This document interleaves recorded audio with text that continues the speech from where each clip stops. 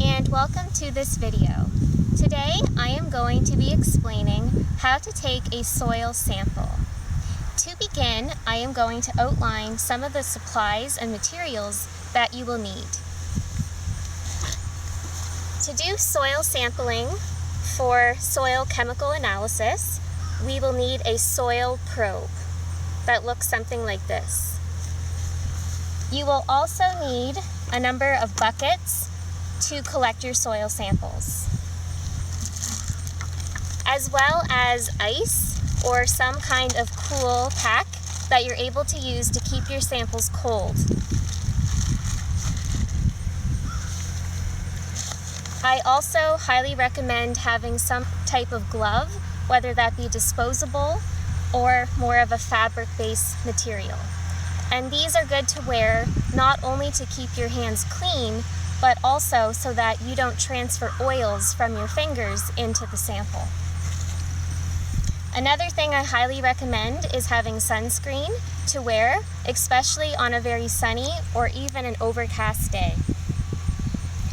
Also recommended is to bring a notebook with you. This is important so that you can keep records and take notes of anything relevant to your soil sampling, including information such as the date, where you collected the sample, what type of sample it was, and what lab it will be going to for analysis. You also would like to have a number of Ziploc baggies to collect your soil sample, and the size of the bag will just depend on the type of sample that you are collecting. Also, and very important, is having some sort of spray bottle that you can put water as well as your stored disinfectant, and then you put them in the bottle together, fill it up to the line. Most of the bottle will be filled with water with a small cap full of disinfectant, and then you shake it up, mix it up really well, and you can use your hand pump to get everything combined very well, and then you'll use your spray nozzle later on to clean your boots before and after you do your soil sampling work. And this is important just to make sure that you're not carrying any soil from one field to another. Finally, if you're taking a soil sample for a test such as the soil health package, I highly recommend using a Dutch auger. It is slightly bigger, however, it does collect a larger sample in fewer number of collections. And so this auger collects about a 6-inch depth into the soil profile.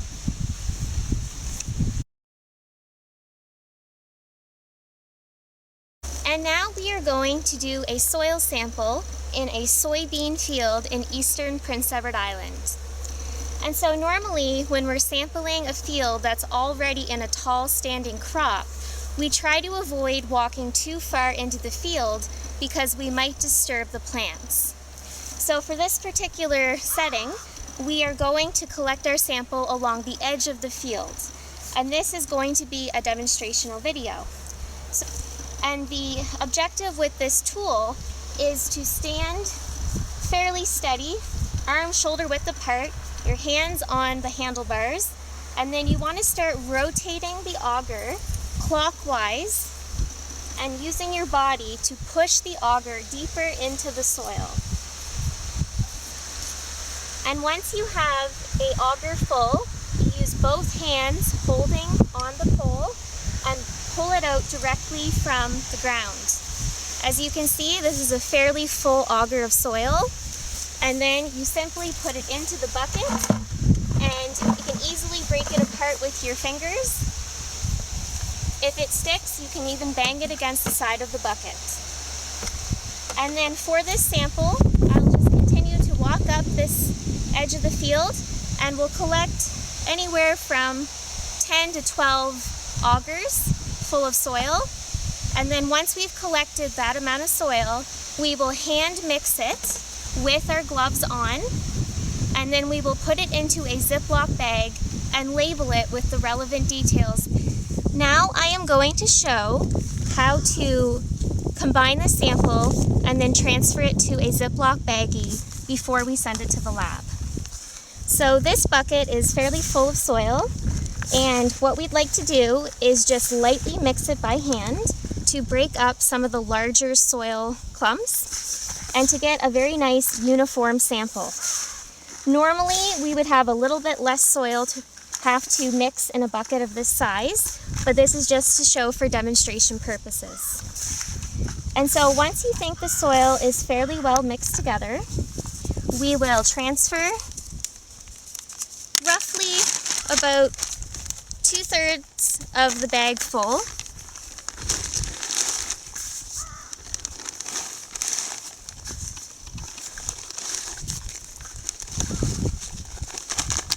I like to buy the Ziploc baggies that are heavy duty and that have a nice thick double seal, because this way they're less likely to break or open up during the transportation from the field to the laboratory.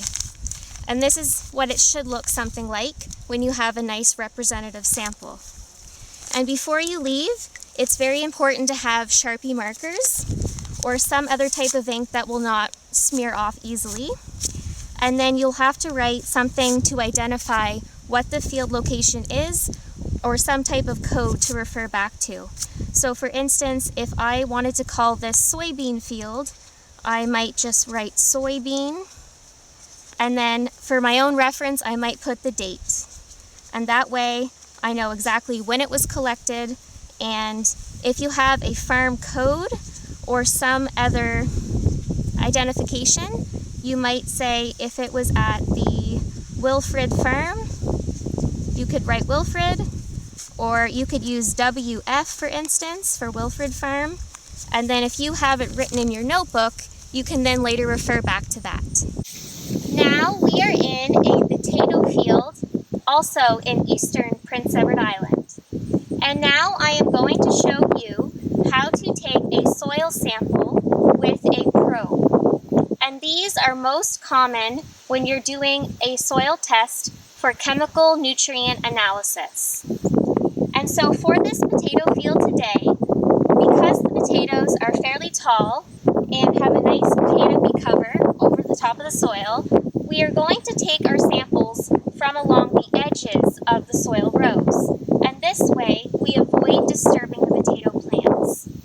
So just to do a demonstration, I am going to take my probe, and then as you can see, there's a little footstool near the bottom of the probe. So once we put the probe on a bit of a diagonal to the edge of the row, we then use our foot with a little bit of force and push the probe into the ground. And depending on your location within the field, you might sometimes feel a little bit of resistance. But normally, we try to get down about 20 to 30 centimeters into the soil profile. Once you have gone down, you then use both hands to lift the probe out of the ground. This one here is slightly short, but I can do another one for demonstrations. Once you have your soil sample, you will then have your bucket handy, and you will bang your probe into the bucket. If you find that any soil sticks in the end of the probe, just use your finger to gently push it out and add it to the rest of the contents of the bucket. Now I will take one from the other side just to give another example.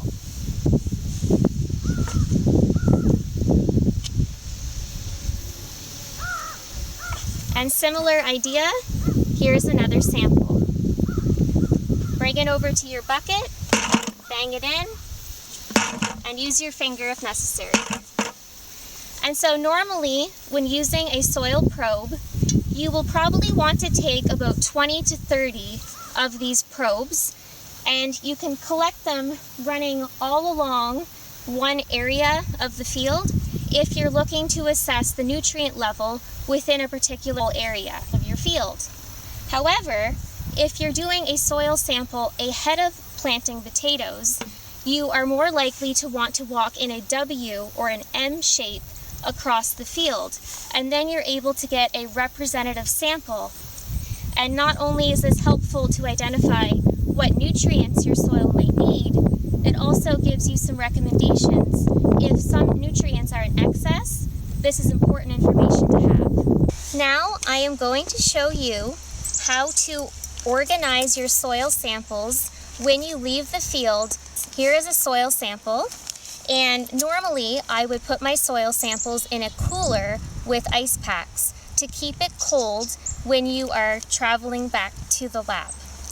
However, if you do not have a cooler, you can use a bucket or some other storage compartment for transportation. And so, just to give a demonstration, I have a bag of ice here with me, and what I will do is rip the bag open, and I will transfer some of the ice to an empty bucket.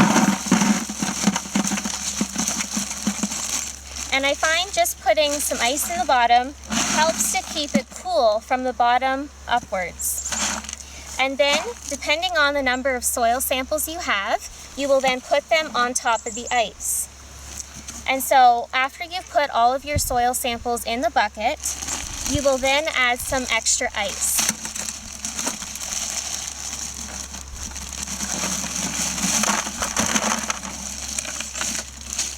And using ice on your soil samples is especially important if you are testing your soil for biological organisms, different pathogens, or other living species.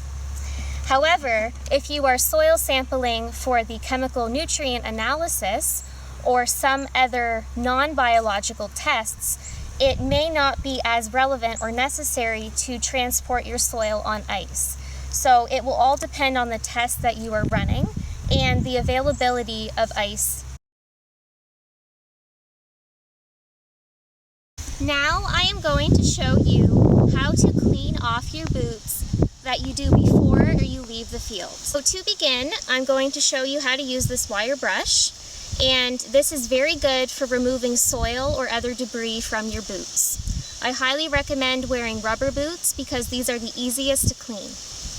This wire brush also has a metal pick attached to the back, and this is very good for cleaning out any soil that might build up inside the ruts of your boots. So there's two ways to use this brush. The first is to use the metal piece on the end and just gently scratch out or bang any of the soil. Alternatively, you can use the back side of your brush, and this is very good for banging out any soil.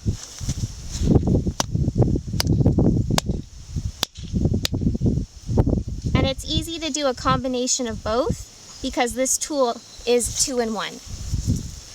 And so once you are confident that you have removed all of the soil from your boots, we then use our spray bottle to wash off any residue that might still be on your boots.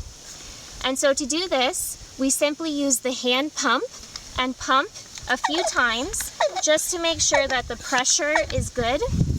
And then we use our spray nozzle, and then we will just rinse off the boots.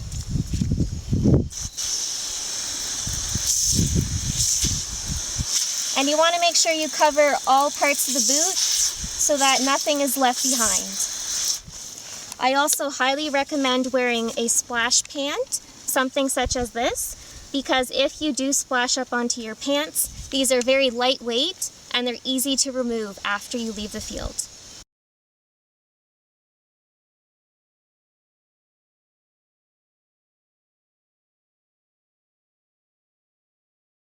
I hope this is helpful, and thank you for watching.